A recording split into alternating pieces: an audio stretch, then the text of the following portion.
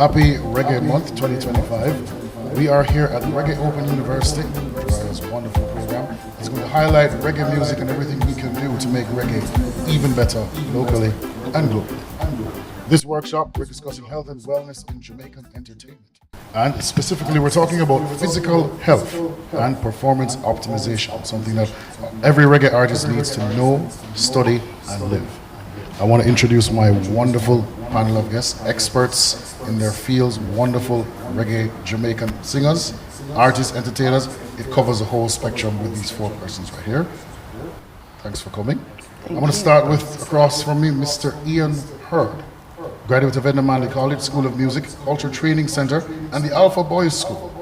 He's been a musician for over 4 decades and a music educator for the past 35 years, teaching at all levels of education. Mr. Hurd is presently pursuing a master's in music education at Boston University and works as an adjunct lecturer at the Edna Manley College of the Visual and Performing Arts School of Music, teaching principal instrument, saxophone and flute, instrumental techniques, and conducts the wind instrument masterclass and the concert band. Welcome, Mr. Hurd. Beside him we have a very wonderful, entertaining, charismatic, and just a purely wonderful soul, Miss Nadine Sutherland. Hey. Welcome so much. A Above Rocks St. Catherine native, she has been performing it since 1979, winning the Tasty Talent Contest that year, beating out the likes of Paul Blake and Yellowman. With her parents managing her career, she studied at St. Andrew High School, and she combined her musical career with studies in business administration and was the first artist signed by Bob Marley to his Tough Gong label, recording Starvation on the Land while only at 11 years old. Wonderful. Her 1993 massive hit is still a hit to this day, Action, in collaboration with Terra Fabulous. That hit in 2007 was included in Vibe magazine's number 19 in the list of the 50 greatest duets of all time. And in the US, Action reached number 43. Thanks for having me. Mr. Seretse Small, a distinguished Jamaican musician, educator, and consultant whose career spans over 39 years. Deeply committed to improving the lives of those in the Jamaican music industry through education and research with a vision of enhancing the overall quality life for all Jamaicans. Welcome, Seretse. Thank you for being here. And Miss Bella Blair, the firecracker Miss Bella Blair, singer, songwriter, actress, natural-born creative, and overachiever by nature. She's been entertaining since the age of 4. The incredibly talented Bella Blair. Her personal mantra is, hard work beats talent if talent doesn't work hard. And she works very hard. Welcome. Thank you. So with this panel, we're talking about physical health and performance optimization. Now, all of you have been on stage at some point in time, so I'm going to start with Mr. Hurd. What is the importance of physical performance, physical health in terms of performance, and how serious do we take it as Jamaican artists? Maybe not serious enough. It's extremely important to be physically well on stage. The lights, the heat from the lights, dehydration, anxiety, we have to prepare a whole lot for it. So what you see on stage, we would have to spend hours preparing just for that one moment. And that requires me ensuring that we are properly hydrated, good diet, resting, and so forth. So definitely, wellness is extremely important as an artist. For me as a saxophonist as well, playing the saxophone and flute and dancing on stage and spinning and doing all kinds of crazy things, it takes a whole lot and you have to be fit. Nadine? Well, because I love to perform and I love to jump up, I love the dirty wine, I love to skin out, yes. I take it very, very seriously. I was a certified fitness instructor, so I understand the use, and I'm a trained dancer, not a certified dancer. It's 45 years of doing this, and because of the background of my physical activities, I'm able to perform at my optimum. I think every artist should have a physical regime in terms of running, for me, cardio, having good cardio to manage dancing and singing at the same time.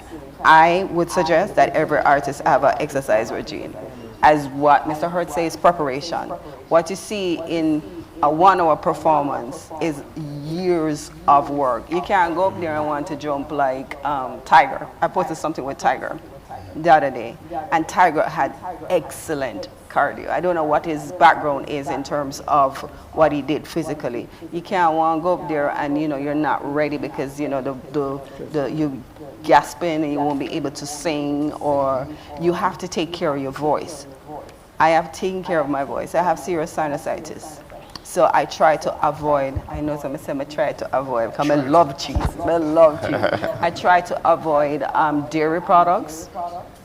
I don't smoke. I try to avoid cold things. I try to eat very, very well, because every single thing shows on that stage when you're performing and as a performer. So that's it. Seretse. One of the challenges of moving from being a performer or an artist to becoming an entertainer or a participant in the industry is that you are now accountable to a large number of entities and people who are now dependent on you showing up and delivering value, the same value every time, right? Whether those are booking agents or record companies, your manager, your audience, the venue. There's a whole set of lives that are now dependent on you. And then you also have your people, your family, your wife, husband, children, so on, that depend on you. And so in order for you to be able to deliver consistently and to participate in the business transaction, the delivery of that value, physical health is a basic. So that you can show up at the rehearsal in the right mindset.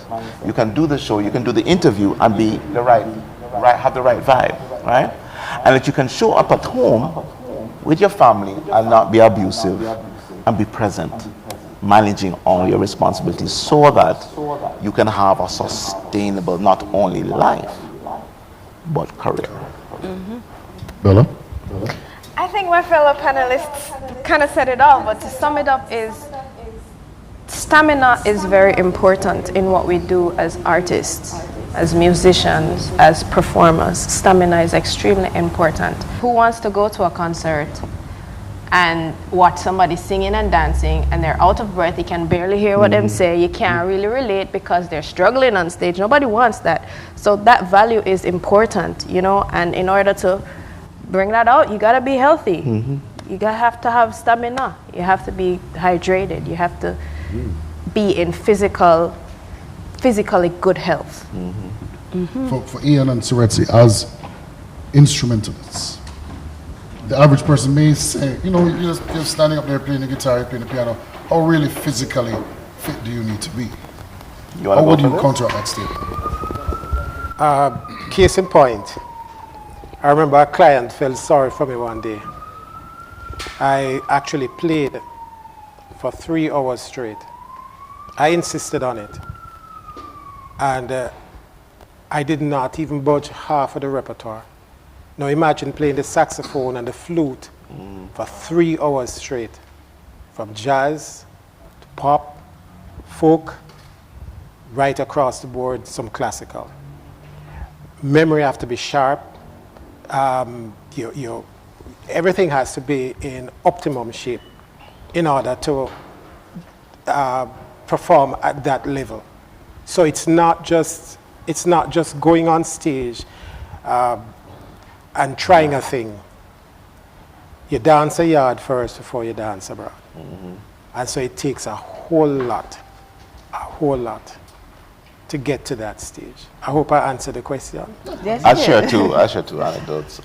When I started out, actually, I will perform. Yes, and we were students together yes. back in the day. Yeah, My approach to performance was just before I would go on stage, I would do a set of push-ups, some jumping jacks, And just before I got to make sure I'm stretched, so that when I hit the stage, I was revved up. I had that cardio energy. But that's for a short performance, like a nice like a 20-minute performance, and you just kind of, be the guitar hero and mash down the place, go down on the ground, and and you want to have that energy. So you do that charge. Later on, decades later, I am the musical director for a tour in Japan. I'm carrying dancers from NDTC. I have 2 major artists with me, a full band, and we're doing 6 weeks of shows. We did 26 shows in 24 cities. And we're going bus and train and so on. And I went to Spartan 3 months ahead. And I said to the trainer, I need you to make me strong. Right? When we went to, I said, and I'm focusing on cardio, I want strength. Because having toured over the years, a couple of things I learned about touring. The sleep rhythms are strange, right? The time zones and stuff. And then you're in a bus or in close quarters with a whole heap of people, right? So you have all kind of bacteria and all kind of things that you're breathing in at the same time, all the time, right? So the possibility of being susceptible to catching something or breaking down. So I said to the trainer, make me strong, so that I'm resilient, muscular strong, right? Strong. And then when I got on tour, it was any chance I took supplements, 1 bag of water, but supplements, vitamin C and all that, and then making sure that I was rested. No whole heap of arms house arguments with people on the bus and foolishness, so that I could be prepared for any moment. Now, to both ladies on the panel, singers, your voice is your gold. So you spoke earlier about sinus issues, so you have to be careful of what you ingest, what you eat. How has diet affected you both? Are there any routines that you are very stringent on when it comes to your diet, whether you're performing or not? So start with Nadine. Well, as I said, I really try to avoid dairy products. I have to be very, very, very cautious. Like, I might allow myself, like Christmas, when I know I don't have a performance in like 2 weeks, like certain time frame, if I know that I'm not going to perform in 2 weeks, I might take a chance and eat a piece of cheese because I really do like cheese. But if I know, I try to avoid it as much as possible because I know how it impacts me and the mucus, the excessive mucus, and you need clarity and all of that. Cold water is something that I avoid, especially before I go on stage. But I remember there are some singers that need cold water before they sing. I think Diana King, she said to me that she needs something with her voice, what it does for her voice, and she was instructed by her doctor about drinking cold water before. I can't do that at all. So everywhere I go, it was like, oh, Miss Sola, the room temperature. Room temp, yeah. So there's certain things that I live by because I know this is my life. And I know that when I go on stage, I don't want to be, you come and you're hitting a note and then there's a phlegm and, so I live very, very, I'm going to say, very, very disciplined.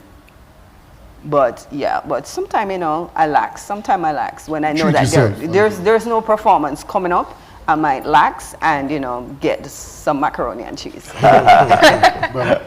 So for me, it's my diet is a little bit strict now. It was stricter before, but because of the challenges of having an extremely strict diet and touring just didn't work because of the availability of certain kinds of food on the road, I was vegan before and now I'm pescatarian because, I introduced fish into my diet just to, balance out things, and options were more when touring or traveling on the road. Dairy is a no-no for me. I can't do dairy. I don't do dairy because if I do, I'm also asthmatic. It's gonna cause a whole lot of problems.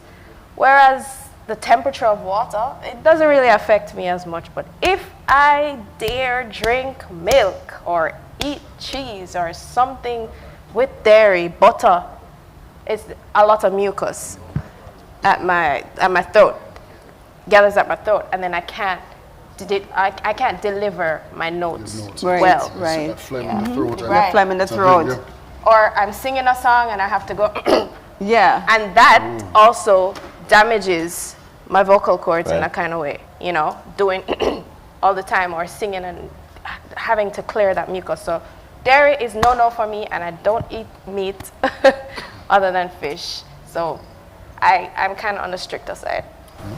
Now, I wanted to speak about injuries. Have you ever been playing or singing or performing and have been injured? A wrist sprain, broken finger, something, maybe an asthma attack that you're still recovering from. How do you perform through an injury? And how would you tell some of the younger persons coming up how they can kind of avoid worsening their injury if they have to perform injured?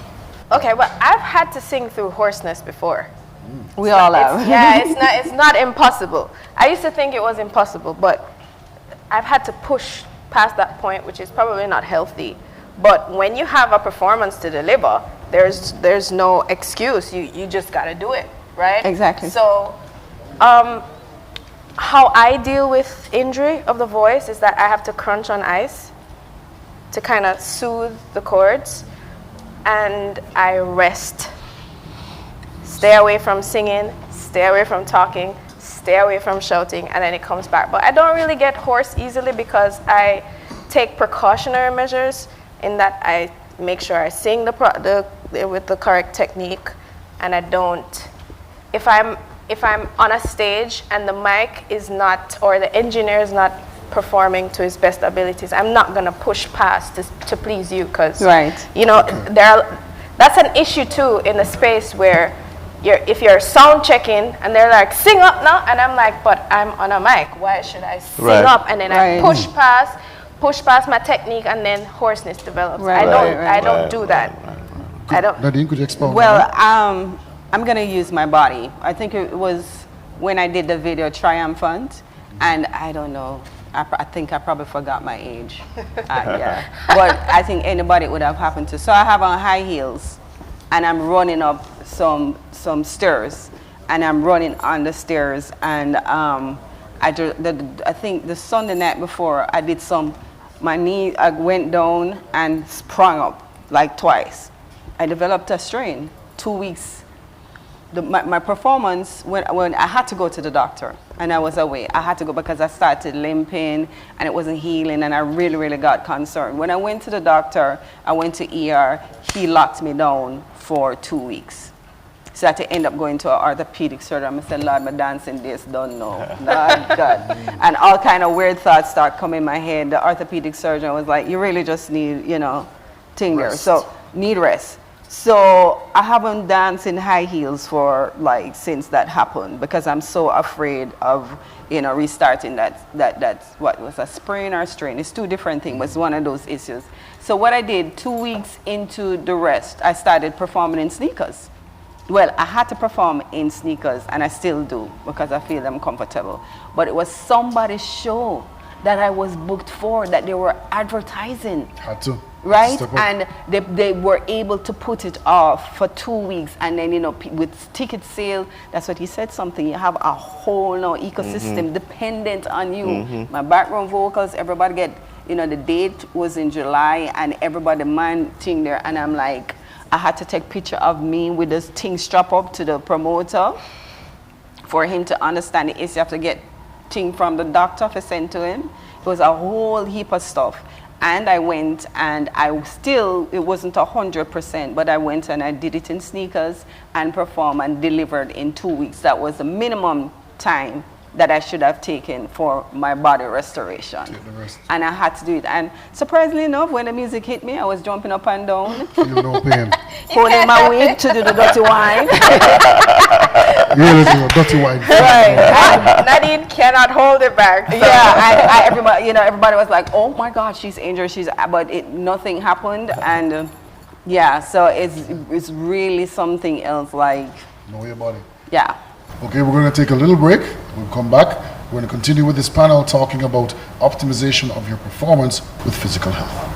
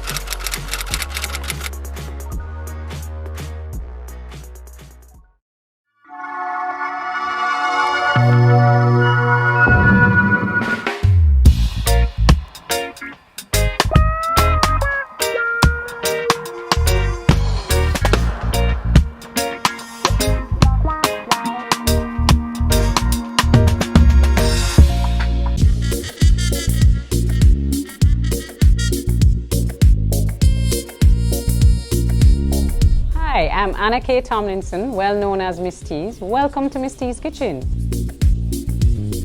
We opened Miss T's Kitchen 14 years ago. We're an authentic Jamaican restaurant.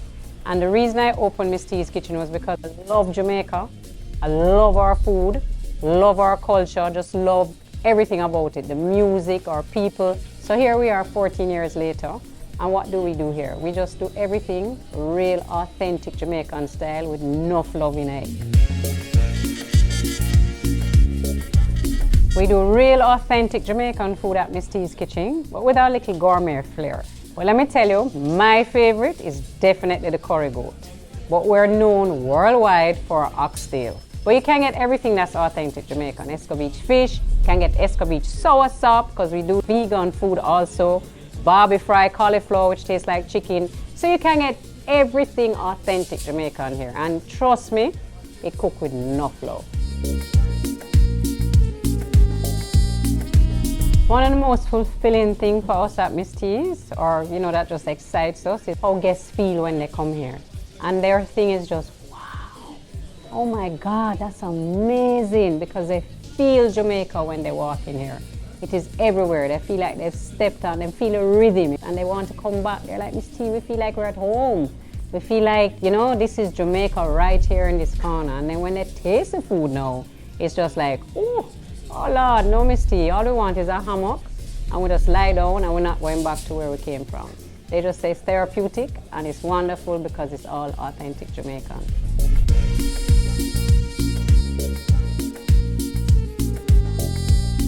Hi, you're at Miss T's Kitchen, and this is a taste of reggae.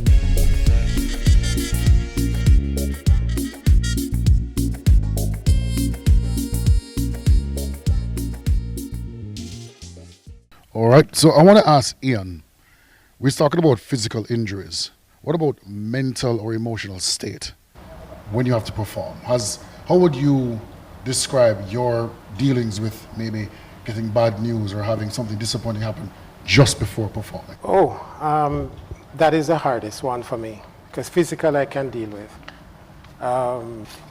What we call it, depression, grief, things like that. When I lost my brother, Errol, who played saxophone for Barry Salmon, that was a really tough time. And to do something, musical tribute at his funeral, to deal with that, or another incident where I worked with a colleague who had given her life to education and was the person who actually mentored me, kind of walked me through the education process, the first year out of School of Music.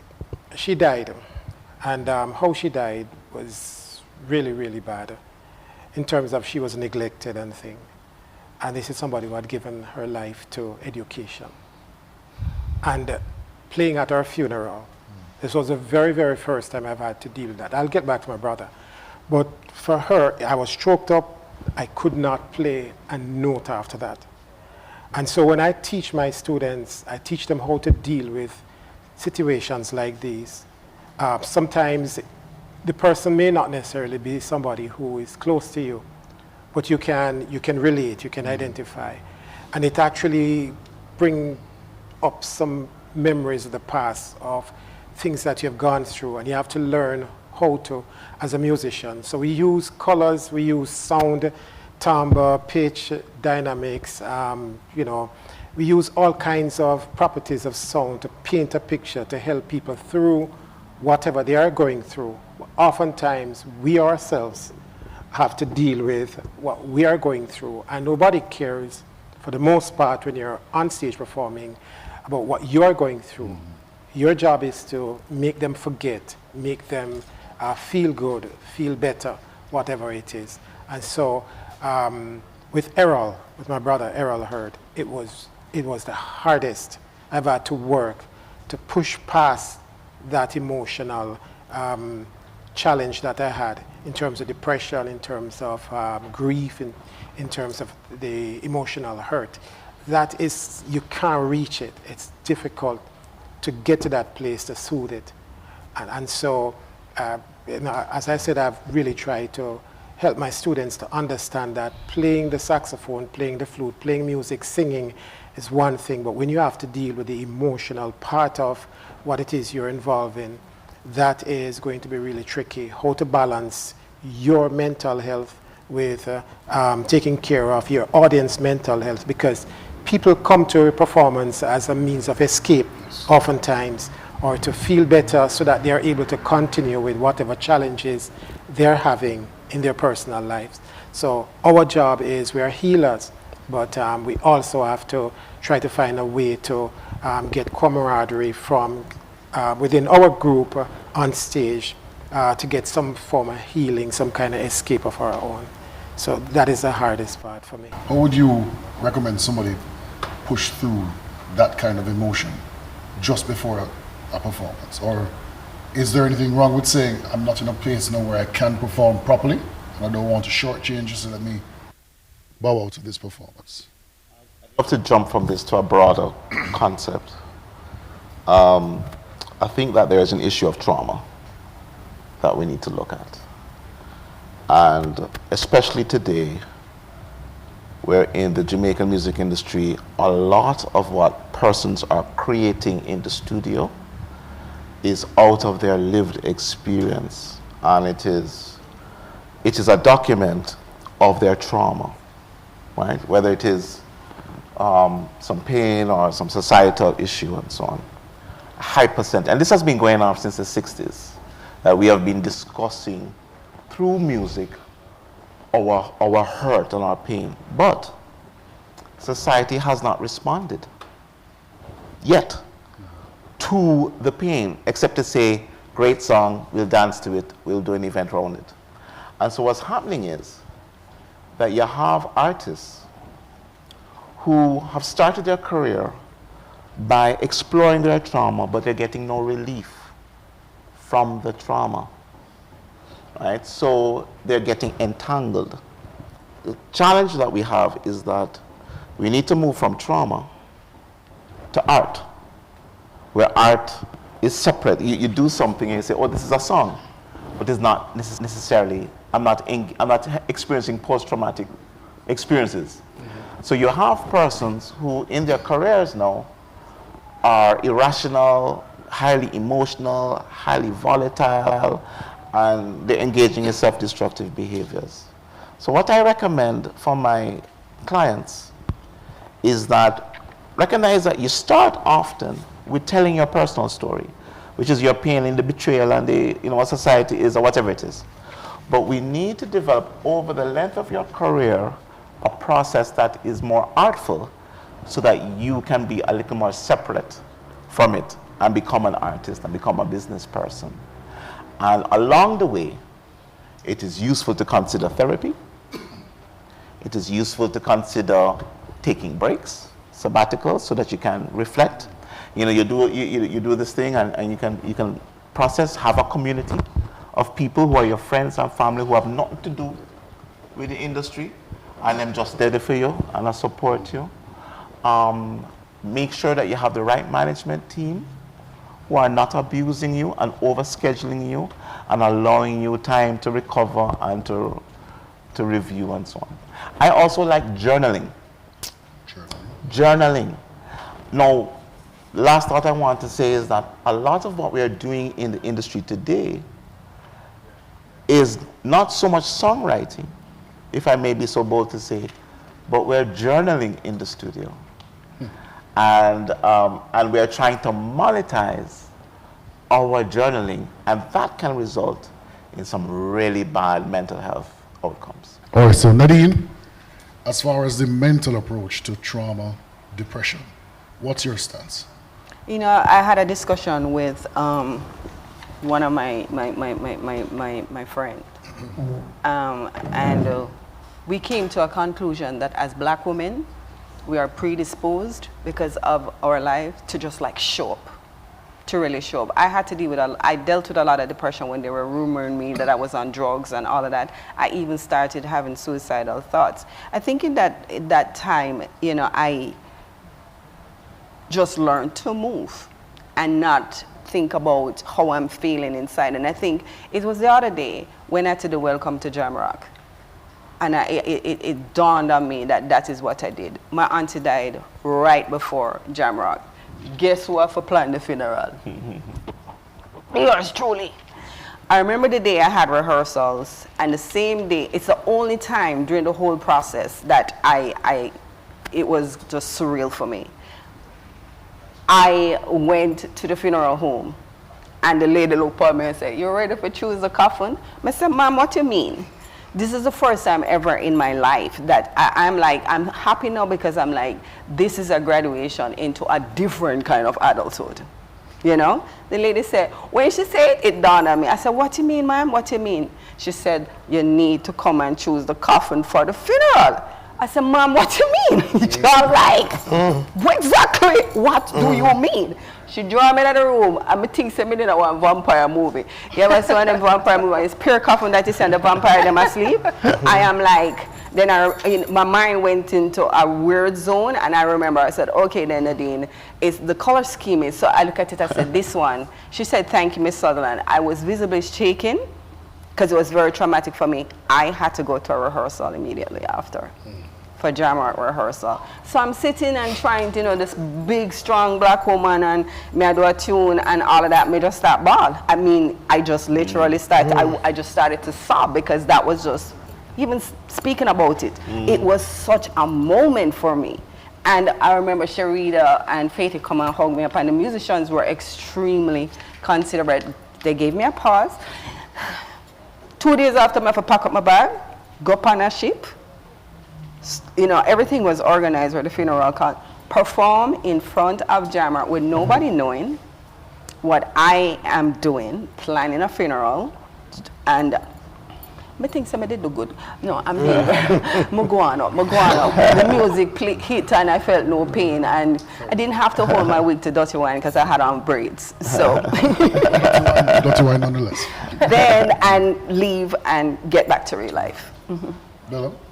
Okay, so this topic is a big one for me, and I feel like it's truly underrated too, and we don't give it enough thought in the entertainment space, because people just expect us to be okay, no matter what. Because you're a performer, people expect us to be all right.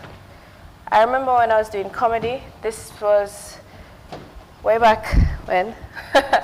And I do little comedy sketch. I wasn't a stand-up comedian, and I wasn't in plays, like live plays or anything. I did little comedy sketches. And when I was doing those comedy sketches, I was the most unhappy person. I was going through depression, and I mean serious depression, where I took on alcoholism. And I was just in a really dark place. But nobody could tell, because I'm masking up, I'm, giving jokes, doing comedy, making the world laugh. People write to me, "Oh my God, I was having such a bad day, but then I turned on your video and it's just, it made me so much better. Oh my God, my sister just died, but I just come here and everything fixed." You know what I mean? I was fixing a lot of people, them world, and my world was in shambles. It was just shattering, because I was truly depressed. A part of that depression stemmed from me not doing music. And when I opened up to the world about that, saying that comedy was kind of making me depressed, it was making me sad, they're like, "What you talk about? We need the video them. What you mean? Continue. You were all right, man. Just put out more, man. Just do what you do, man. You were all right." Nobody really heard me, because them not really take it serious. Them things say me for be all right, or they think that what I'm saying is not valid. It's not true, and it's just I just want to not do this anymore. And I was not heard. I still had to deal with all of that on my own. And I took a stand, and I went cold turkey, and I said, "Hey, I'm going to stop doing this," right? Making the world laugh, getting endorsements, getting money. It was like at the top of but I had to prioritize my happiness. I had to prioritize my health, my well-being. And when I did that, things started to change. I released my music, and when I just started, of course, you know, I'm not a major fan base, and I released the first single, and I was so happy, like this overwhelming happiness came over me, and I'm like, but me not have a fan base, so like when I over here, so the endorsements and the money not over here, so like I'm over here, so, but I feel much better, and it started to increase over time, and people started to gravitate towards the music side, right? People, I released my first track. A lot of people didn't believe in me as a music artist because I got popularity from being a comedian, right? And because of that, that also posed a little struggle for me too, because here I am, I'm saying, okay, I'm doing this now, and I expected people to follow me straight away. And that also made me kind of, you know, sad. But I wasn't depressed as I was doing comedy skits over and over and over, like it's work and clockwork and all the demands and things. I wasn't as depressed. But I realized that taking that stand and choosing what I wanted to do for my happiness ultimately helped me to get over that depression. And I channeled my energy towards something else that I wanted to do, prioritizing myself and my mental health and my space. Because look at Robin Williams. Robin Williams is a comedian. Yes. He was making the world laugh just the same. And he, you know, he was unhappy, depressed, and it ultimately led down a very detrimental path. But people got to understand that we face it too. We go through it too. And sometimes when we voice it, it's still not heard. All right, we're going to take a small break and we'll be back with more from this wonderful panel at the Reggae Open University here for Reggae Month.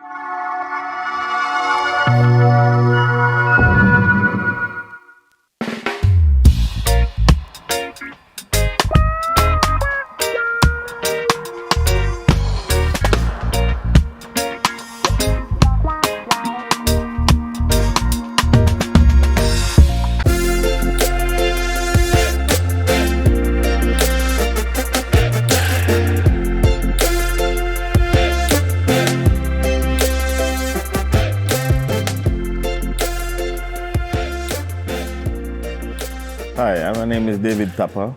I'm owner of Fireside Jerk. We are essentially a quick service restaurant that specializes in jerk meals. We have been here since 2009 in Clarendon and recently Harmony Beach Park in Montego Bay. We offer breakfast in the mornings at 6 a.m. along with our convenience store. We also offer like seafood dishes. We have our homemade seasonings that we use here. We have our homemade condiments, our pepper sauces and our jerk sauce that we use to complement all of the dishes that we serve. At Fireside, our motto is where good food, friends and family meet. So our atmosphere here at Fireside is a very relaxing and laid-back atmosphere that we offer to customers.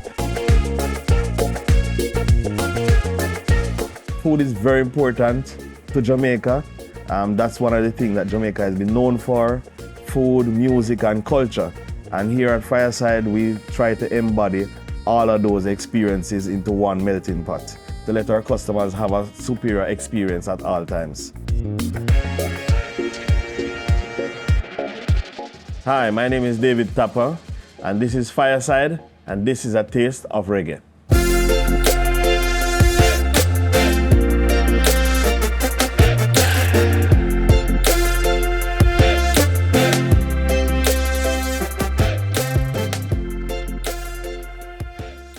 And we're back to Reggae Open University. We're speaking about physical health and performance optimization.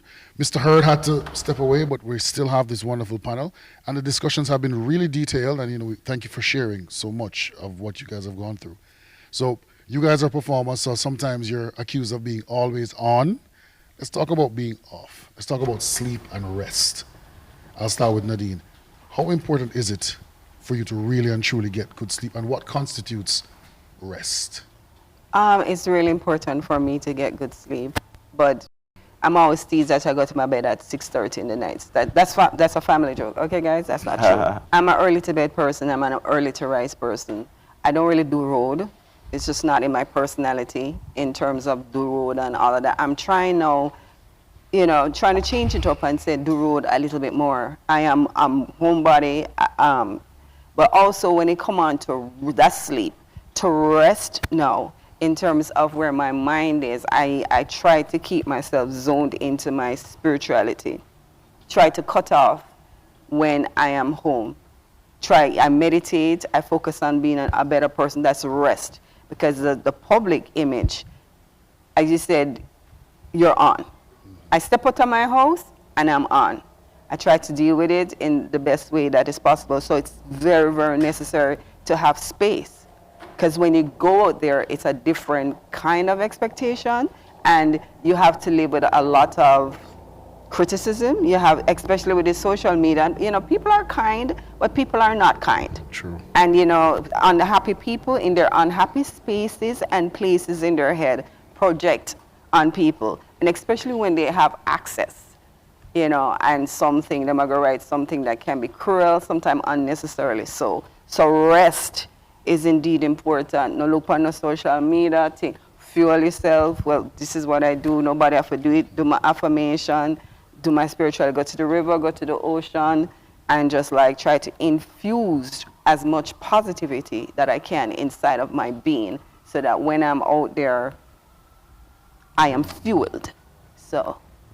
Bella, same to you.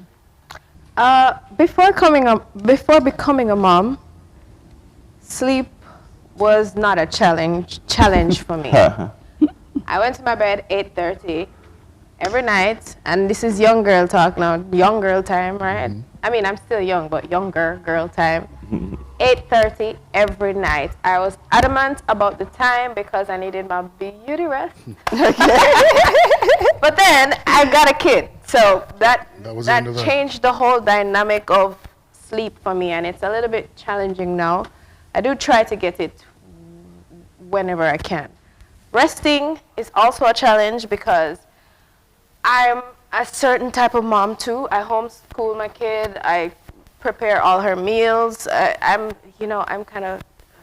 Helicopter mom? Yes. I kind of try to micromanage everything where, her upbringing is concerned. But the balance between that and being an artist is extremely difficult. And I'm going to be honest. I don't have it all together, and I don't always have it all together. But I try my best to get sleep and rest whenever I can, because I do understand that it is extremely important for me. I'm asked often, what do you need to do to take care of your voice? And first thing I say is, you gotta sleep. If you have a performance, try to get to bed early and cancel all appointments or any activities on the day of your performance, so that you're not encumbered with, things to do or people to speak to. And if as much as possible before the performance, try not to have any worthless people around you, or average, just manage your space so that Agreed. you can be rested and not antagonized before you go on stage. If you're going to organize rehearsals, try and organize rehearsals in the mid-morning, if you can, 10:30, between 12:31 and so on, so that late night rehearsals are not ideal if you want to be restful, This is a challenge when you're working with full-time musicians and part-time musicians at the same time, to find a good time to organize that. Sleep does a lot of things. Sleep not only makes you have energy, but the brain, the neurology of the brain resets itself when you sleep. So it's a way of processing information. If you don't sleep, you won't be able to properly learn the things from the day before. And this is one of the reasons why we dream. It's the reasons, it's all our fears and our thoughts and so on. So that consolidation of the fragments of your day being processed in the night helps you to be clearer minded and more resolved in the next day. So sleep is very important. Rest is very important. Now, culturally, some of our entertainers do road is a thing because they see it as their own promotion. Get yourself around the right people. So this place having them party on a Wednesday, I'm gonna go. Everybody goes to this place on a Thursday night, I'm gonna go. So now you're talking about access to substances, alcohol, tobacco. Some people, you meet this guy who has his own company, he wants to put on a party. You want to get in well with him, so come on, come have a drink with me. Come smoke with me. Is there anything you think they should do more or do less in terms of how going out a road and doing road affects their voice, talent, everything? I can't really speak from an informed space where that is concerned. As I said before, I'm not really an artist that do road. I'm not the do road artist. What I can, taking from what Seretse said about sleep, and know me living personally with sleep and rest and what it does not only for my physical well-being but for my mental well-being, I would say, be careful. I would drop a thing of caution because it's necessary to get to sleep. Sometimes it might work for someone if they take it from that perspective and say promotion is good, but it's not all the time it works. And you have to think about how you're going to beat out yourself. Basically drain yourself of all your resources. You go road and you have to do that every night. After what? You're going to be a shamble of a person, So you have to be very, very careful. Yeah, you want to make it, but you're going to make what? By the time you make it, you're just shell because you spend all of your time, doing road and not getting the proper nutrients, drinking and, not resting and, bleach out every night and all of that. But you're going to be a shell. It's going to, after a while, you don't care if you have youth in your favor. You bear the physical and mental cost of that life after a while. I think, for me, I don't know. My body make up that way. I don't know anybody else that, for me, I can only speak for me and from my perspective. Let me just say that navigating through the Jamaican music industry is a superpower. And I say that because there's so many little different things that you have to do. And as you say, do road is a part of it because of the culture that we're in, right? And if a man feel your vibes or if a woman feel your vibes, sometimes you gotta go hang. It's just the truth, right? And when you hang, you have a drink because if you don't hang, then I'm gonna say, boy, say she not really cool like that. They're saying that about me. And I mean, I choose when to do that and who to do that with, and that also has negative implications because if somebody invites you to hang and you decline, it's kind of like a pushback too, And can become a black mark on you. They blacklist you. They don't want to have nothing to do with you, or them say, yo, she not cool. Or if somebody calls about you, them say, boy, she not cool. Because you didn't go hang, you didn't go drink, you didn't go smoke, you didn't go vibe, you didn't go waste the whole day at the studio. You know what I mean? So it's very hard navigating the space where that is concerned because culturally, those are some of the things that you have to do. So speaking from my perspective as a young artist, an upcoming artist, it's very difficult to balance that because Jamaica is a very vibesy place. So it's the same to you? I think that we need to think about the structure of the music industry. The ideal, proper situation is that artists are artists, managers are managers, promoters are promoters. The ideal situation is that an artist writes music and performs.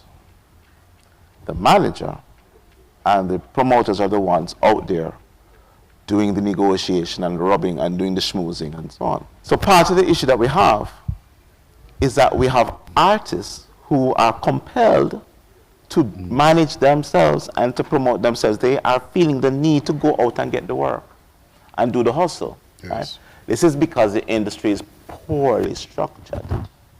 Right? So there should not be a situation where an artist should feel like they need to be cool. They should be phenomenal artists, right? That people would book anyway because they're phenomenal. And you get to see them when you see them because they have to do what they have to do, right? So this is the poor structure of the industry that has created this phenomenon where because of our lack of a delineation between the various aspects of the industry, the artist does not have the trust. Some artists just don't trust managers too, that's another issue.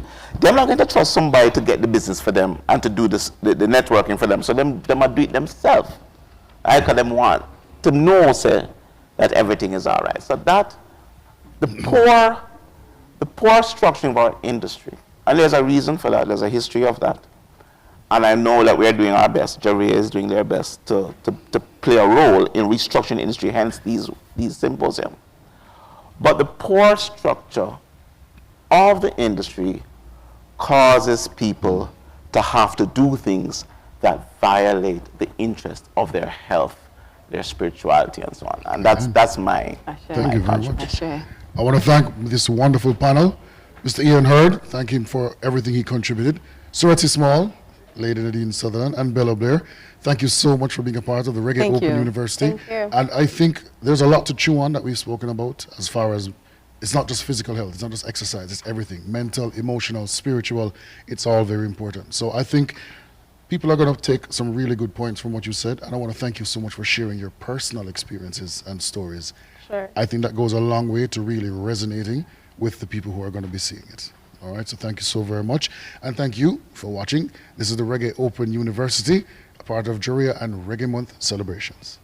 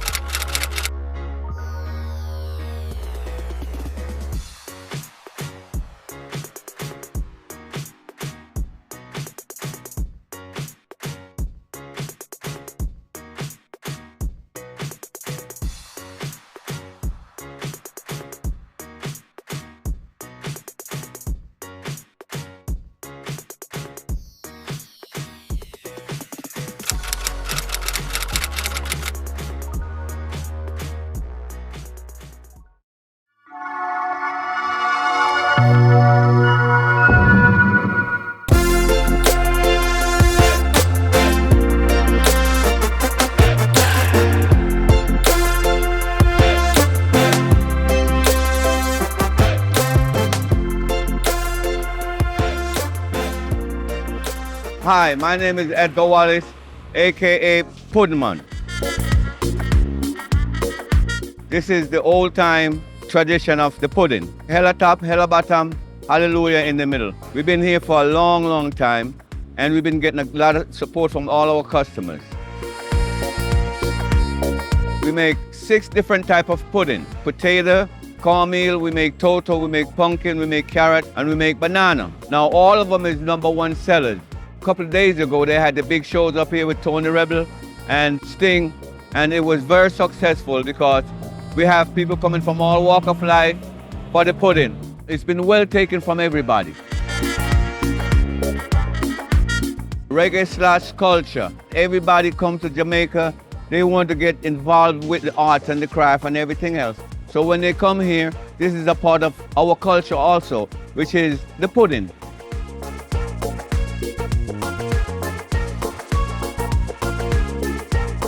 Our #1 seller here is the potato pudding. The cornmeal will run right behind it, and the pumpkin and the carrot and the toto, they all up under it. Like I tell you, they all sell. They all run out so fast, we just can't keep up. People come from all over the world, and not only that, we have the biggest artists that come here. Even Sheldon Fraser came here already. Bonnie Whaler, even though he passed and gone. Sugar Minor, Deep Ice and Gone. But all the big artists you could think of come here. Ziggy Marley, they all come here.